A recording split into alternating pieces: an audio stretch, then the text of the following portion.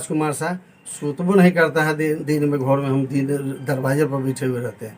एक कर्मचारी भी हम रखे हुए हैं कि कोई भी लोग आवे, आधार कार्ड का लिखना है, कुछ लिखना है, कोई भी पैरवी है, डॉक्टर का पैरवी है, आप 2 मिनट में करके दीजिए। क्या किसी को लगता है मैंने इतना परेशान काम नहीं का किया। मजदूरी जनता आपको देगी, आप आश्वस्त पूरा हैं? विश्वास है हमको। वैशाली जिला के लालगंज विधानसभा क्षेत्र के निवर्तमान विधायक राजकुमार शाह लोजपा का सिंबल लेने के बाद पटना में पूजा अर्चना कर अपने पैतृक गांव शाहपुर पहुंचे, जहां कई समर्थकों ने उन्हें फूल माला पहनाकर स्वागत किया। आगामी बिहार विधानसभा चुनाव 2020 के लिए नामांकन करने की तिथि को लेकर पंडित को बुलाकर चर्चा की, साथ ही साथ उन्होंने अपने समर्थकों से चुनाव की रणनीति पर भी विचार विमर्श किया।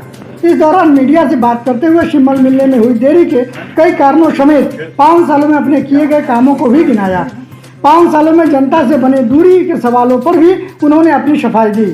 चुनावी रणनीति को लेकर भी अपना विचार विमर्श साझा किया।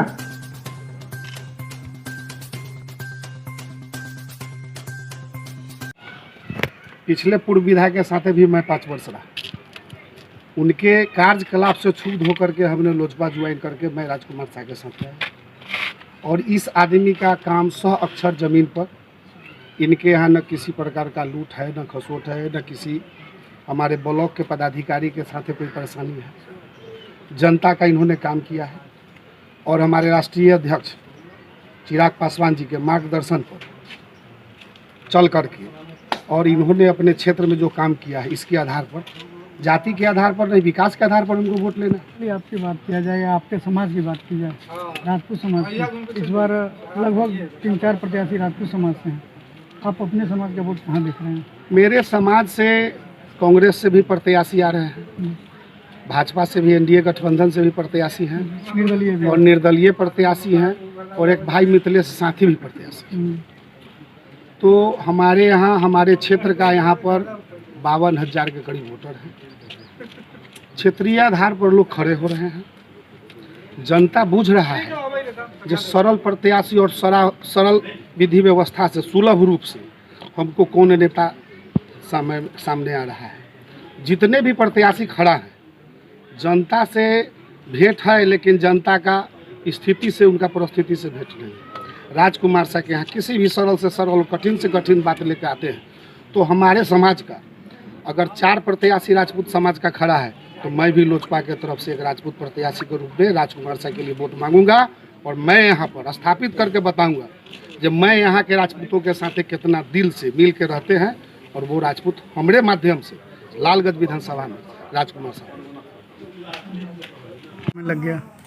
उसमें सबसे मेन कारण था कि हमारे राष्ट्रीय अध्यक्ष महोदय पहले थे श्री आदरणीय रामविलास पासवान जी, उनका तबीयत खराब था 2 महीने से। उसमें हमारे जो प्रेजेंट में राष्ट्रीय अध्यक्ष हैं आदरणीय चिराग पासवान जी, उसी में लगे रहे, है ना। और बाकी बीच में पॉलिटिकल जो अलायंस का उथल पुथल होते रहा। उसके बाद जब नज़दीक में भी 4-5 दिन पहले आप सुने हैं वो डेथ भी कर गए, तो इसमें सिंबल मिलने में हम लोगों को लेट हो गया, और दूसरा कोई कारण नहीं था। तब से आपको लेकर काफ़ी नाराज़गी है कि जब से आप विधायक बने तब से क्षेत्र में मिले नहीं लोगों से। जनता में नाराज़गी नहीं है। जनता में कुछ लोग होते हैं जो नाराज़ होने में, कुछ लोग रहते हैं, कुछ आपसे भी लोग होते हैं जो आपके समर्थक हैं, जो नहीं है, या कुछ लोग ऐसा बोलते हैं कि हमसे मिलते नहीं है। तो जनता हमको चुन करके भेजी है कि जाइए आप पटना विधानसभा में, तो पटना विधानसभा को भी देखना है, और बहुत सारी पैरवी लोगों का भी आता है, तो आपको हाजीपुर में, पटना में जाकर के वो भी करना पड़ता है। तो समय कम बचता है, और पूरे विधानसभा के बीच में हमारा घर है। सब लोग चाहे तो जो किसी भी काम के लिए आते हैं, 1 मिनट समय हम नहीं लगाते हैं, और जितना जल्दी हो जल्दी काम करके उनको ये करते हैं। उनका भी टाइम हम बर्बाद नहीं करते हैं। ये आप पूछ सकते हैं जनता से। जो भी मान सम्मान में कोई कमी नहीं है, सब लोग बैठता है, और घर जैसा उनको महसूस होता है कि राजकुमार शाह विधायक ने घर का सदस्य। अनुमंडल बनाने को लेकर बीजेपी के जो वर्तमान ये प्रत्याशी हैं, उन्होंने आपको घेरते हुए कहा कि उनकी कमी के कारण हो सकता है कि नहीं बनाओ। क्या कहेंगे आप इस मुद्दे पर? अनुमंडल बनाने के लिए इसके पहले 5 साल के अंदर में हम माननीय मुख्यमंत्री महोदय जी से भी मैंने चर्चा किया, और उप मुख्यमंत्री महोदय जी से भी इस पर चर्चा हुई। तो मुख्यमंत्री जी ने हमको कहा था कि राजकुमार जी कभी दोबारा अगर आगे अनुमंडल बनने की प्रक्रिया आएगी तो आप हमको याद कीजिएगा, लालगंज को अनुमंडल बना देंगे। उसमें एक कारण और है कि अनुमंडल बनाने के लिए कुछ संवैधानिक प्रक्रिया पूरा करना होता है या कुछ पॉइंट्स वो पूरा करना होता है, तो उसको भी देखेंगे। उसमें कुछ कमी तो है हमारे लालगंज में, हम मालूम किए थे कि 30-35 को कुछ मैथमेटिक्स है उसका, वो पूरा करना पड़ता है, उसमें कमी है। लेकिन फिर भी आश्वासन हमको मुख्यमंत्री जी दिए हैं और भविष्य में आने वाला समय में हमको पूरा विश्वास है कि अनुमंडल लालगंज बन जाएगा। 5 सालों के कामों की समीक्षा अगर की जाए तो क्या कुछ आपने किया है? 15 साल में पीछे आप देखिए कौन कौन रोड बना हुआ था। लूट होता था पैसा का, लोग जो है से फंड का पैसा लिखता था और लोग ऊपर ऊपर खाता था, पिच पर टूटा हुआ पैसे लोग रात में छिड़क देता था, है ना, और आबिश डाल करके ऊपर से जब पिचिंग कर देता था। लेकिन राजकुमार साहब के ज़माने में जितना भी रोड बना, पूरे विधानसभा में एक भी ऐसा पंचायत नहीं जिसमें 2 गो 4 गो 5 गो 10 गो कौन कै % रोड बचा हुआ है। जिधर जाइए रोड चकचका रहा है, सब रोड जितना सोलिंग था सब जैसे PCC हो गया, कालीकरण हो गया आपका। ये तत्काल में आपको बतलाते हैं रसुलपुर का रोड, ये भरत बाबू के ज़माने में गिट्टी पड़ा था, है ना। उसके बाद जो है से हम आए हैं तो उस रोड को पास करवाएं, 8.5 करोड़ रुपया से वो 3.5 किलोमीटर रोड बनने जा रहा है। पिचिंग बेदौली से लेकर के और रसुलपुर होते हुए आपको पुरखौली जो प्रधानमंत्री PMGSY से रोड बना है वहाँ तक। दूसरा में आपको सबसे खंडहर रोड था हमारे विधानसभा में, ये घटारो देख रहे हैं ना, घटारो ठोकर है लालगंज हाजीपुर के रूट में। घटारो ठोकर पर से आपको एक रोड जाती है पूरब के तरफ जो करताहा पौरा होते हुए अनवरपुर निकलती है। वो रोड इतना जर्जर था, उसमें एक बार रघुवंश बाबू भी पूर्व में उसको पास कराए थे, लेकिन ठेकेदार उसमें कहने का एक थोड़ा सा काम करके भाग गया, फिर पड़ा हुआ रहा। उसमें मैंने पैरवी किया था, ऑफिसर ने जानकारी दिया विभागीय कि सर इससे हुआ था, तो उसमें बहुत परेशानी है। मैंने कहा कि बहुत जगह ऐसे डिस्टर्ब होता है तो रोड बनता है कि नहीं बनता है, तो उस रोड को भी मैंने पास करवाया रिपेयरिंग के लिए ही। उस पर भी 8.5 करोड़ या 9 करोड़ रुपया सरकार जो है से उसमें भी पास किया और वो पास हो गया। उसका ये हो गया, टेंडर भी हो गया, रसुलपुर वाला का टेंडर भी हो गया। वो 2 दिन 4 दिन 8 दिन 15 दिन में बारिश के कारण जो है उसमें हाथ स्टार्टिंग नहीं हुआ था, और वो भी स्टार्ट होने जा रहा है। और वो भी घटारो से लेकर के करताहा पौरा होते हुए अनवरपुर वाला वो भी रोड में हाथ लगने जा रहा है। वो 8.5 किलोमीटर रोड है, आज तक किसी ने ध्यान नहीं दिया। इसके पहले भी 15 साल विधायक जी रहे हैं हमारे पूर्व में, है ना। क्या किए, एक रोड बतला दिया टोटल। जब हम विधानसभा लड़े जीतने के बाद आपको सराय से लेकर के और आपका जो लालगंज वाला रोड है सराय से, उसका फर्स्ट में पहला बार उसका पिचिंग करवाए हम। लालगंज से जितना मेन रोड है आपको टोटहा से लेकर के भगवानपुर, है ना, आपको लालगंज से आप चलिए ये तिलपुलवा चौक से जो रोड जाती है, एक रोड आगे जाके इमादपुर जाती है, एक भगवानपुर जाती है, दोनों रोड। ये इमादपुर वाली रोड जो थी जो पकड़ी हाट से जाती है वो तो चलने लायक नहीं था, कोई उसमें साइकिल से भी जाना नहीं चाहता। उस रोड को रिपेयरिंग ही कराए, है ना, लेकिन उस रोड को भी फ्रेश मैंने करवाया। जो शीशा होकर के रोड जाती है भगवानपुर, वो रोड भी मैंने एकदम चकाचक करवा दिया। आपको टोटहा से लेकर के भगवानपुर रोड जाती है, उस रोड को भी मैंने बनवाया।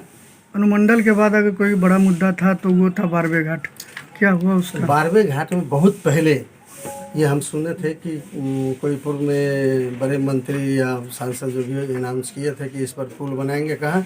लालगंज बारवे घाट से छपरा जो परसा बोलते हैं ना, तो उसमें वो कौन उधर भी बारवे घाट या कौन घाट है वहाँ तक पुल बनाने के लिए। तो इस पर हम आज से 4 साल पहले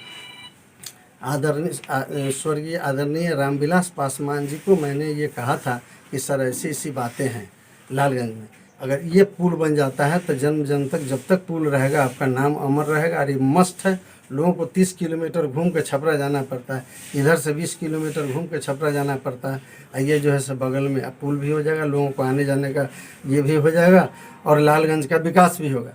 तो आज के डेट में सर हम आपको जानकारी देना चाहते हैं कि पुल जो है, पुल का नापी जोखी भी हो गया है उसका, है ना, और वहाँ पर पिलर वगैरह गिरा गया है। यथाशीघ्र उस पुल में हाथ लगने जा रहा है। लालगंज को एक नया पुल मिलेगा, लालगंज से छपरा को जोड़ा जाएगा। कम समय है, क्या रणनीति रहेगी आपकी? मात्र 18-20 दिन आप समय ज़्यादा से ज़्यादा मिलने में हमको समय लग गया, उसी में हम लोग रह गए, फंस गए और हमारे गार्जियन। चुनावी रणनीति क्या रहेगी ताकि ज़्यादा से ज़्यादा वोट कलेक्ट कर सकें आप? क्या रणनीति रहेगी? हमारे पास कम समय है, लेकिन 20 साल से हम यहाँ इस क्षेत्र में रहे हैं, राजनीति किए हैं, घूमे हैं, फिरे हैं। घर घर टोला टोला के लोगों को हम जानते हैं और हमको भी लोग जानते हैं।